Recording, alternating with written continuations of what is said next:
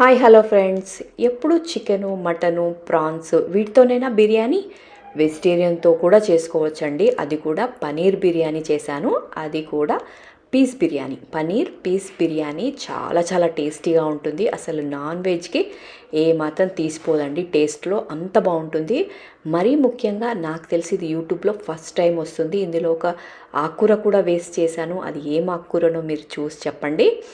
అలాగే complete video చూడండి. ఈ వీడియోకి లింక్ కింద ఇచ్చాను, మీకు జస్ట్ ఆ లింక్ ప్రెస్ చేస్తే మీకు డీటెయిల్డ్ వీడియో వస్తుంది. డీటెయిల్డ్ వీడియో చూడండి, ట్రై చేయండి.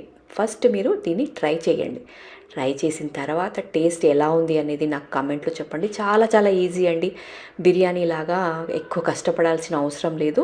చాలా సింపుల్ అండ్ టేస్ట్ మాత్రం అద్భుతంగా ఉంటుంది. డెఫినెట్గా ట్రై చేయండి.